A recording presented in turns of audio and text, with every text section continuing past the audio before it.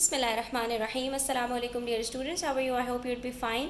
I'm here with another poem, Break, Break, Break by Alfred Lord Tennyson, and today I'm going to share with you the question and answers that are given on page number 117, exercise A, the reading and comprehension.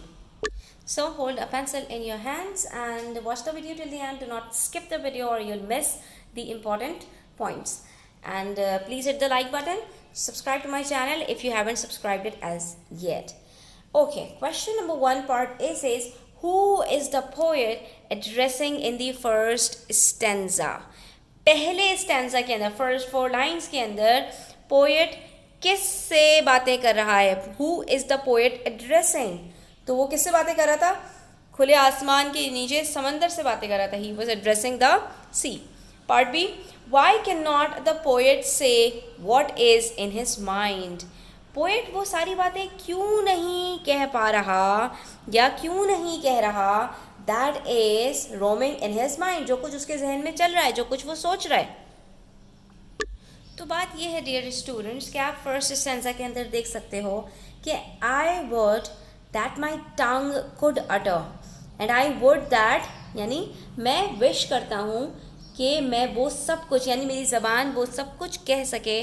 The thoughts that arise in me, जो सारी सोचें मेरे दिमाग में आ रही हैं, यानी जो कुछ मैं सोच रहा हूँ वो मेरी ज़बान पर आ सके. मेरी ज़बान मेरा साथ नहीं दे रही. ऐसा कब होता है students? When we are in deep grief, deep sorrow. Same goes with the poet. The poet cannot speak or utter due to the grief he feels. जब हम बहुत ज़्यादा गमगीन होते हैं ना, तो हमारे मुंह से आवाज़ नहीं निकलती, हमारी ज़बान हमारा साथ नहीं देती. Next we have part C. What does the poet wish for in the third stanza? Third stanza के अंदर पोएट की क्या ख्वाहिश है जिसका उसने इजहार किया है? So here we have third stanza. But oh, for the touch of a vanished hand and the sound of a voice that is still. So he wishes for the chance to hear his friend's voice and touch his hand. यही वो दो चीज़ें हैं जिसकी उसने ख्वाहिश जाहिर की है थर्ड स्टैंजा में. Part D. Who in the poem is having a pleasant time?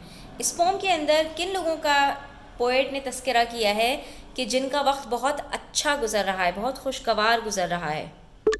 तो पोएट ने बताया, the fisherman's son and daughter are having fun because they are playing.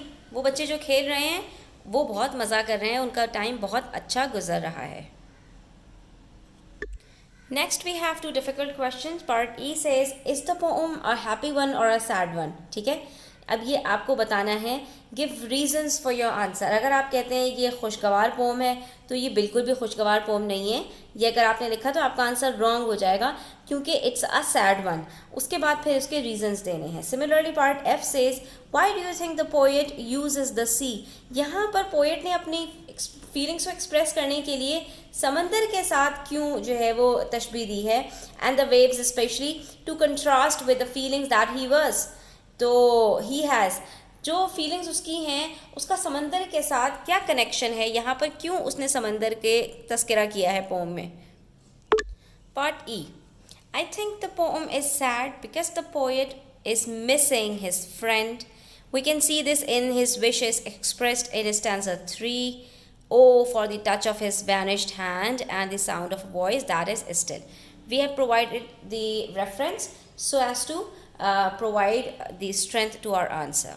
Then here comes part F, which says, I think the poet uses the sea to contrast with his feelings that he has because the waves of the sea are continuous, has the similarity with his feelings of loss. Both have the similarity of being continue, right? Similarly, both are strong. The waves and his feelings keep rising up. Waves hit the rock with power, and so his feelings keep hitting his thoughts and mind with all might and strength. Next we have question number 2, reference to context. Here the stanza is, and I would that my tongue could utter the thoughts that arise in me. These are the two lines. And next we have questions. Part A, what does and I would mean? यहाँ पर ही जो word use हुआ है, what does it mean? What thoughts does the poet wish to utter?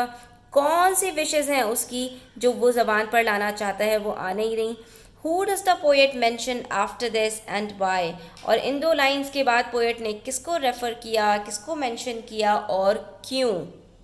तो पहली बात कि ये जो एंड आई वुड है, इसका meaning words to know box के अंदर फर्स्ट उसमें लिखा हुआ है, it means I wish. Part B, यहाँ पे पोएट कौन सी अपनी विशेज़ हैं? तो the poet wishes he could utter the thoughts of missing his friend, यानी जो वो अपने दोस्त को सोचता है उस फीलिंग को अपने इजहार कर सके. नेक्स्ट, पोएट ने उसके बाद किसका तस्करा किया इन दो लाइन्स के बाद? तो the poet mentions the children playing after this. इन दो लाइन्स के बाद उन चिल्ड्रन का तस्करा किया जो खेल रहे हैं, because their happy feelings contrast with his sad feelings. कि एक तरफ तो वो बहुत ज़्यादा दुखी है और दूसरी तरफ वो बच्चे बहुत ज़्यादा खुश हैं, तो बहुत ज़्यादती जो है किसी चीज़ की वो यहाँ पर कंपेयर हो रही है और एक दूसरे के साथ ऑपोजिट भी है. Here we have completed exercise A, question number 1 and 2 in detail. Thanks for watching the video till the end. Take care. Allah Hafiz.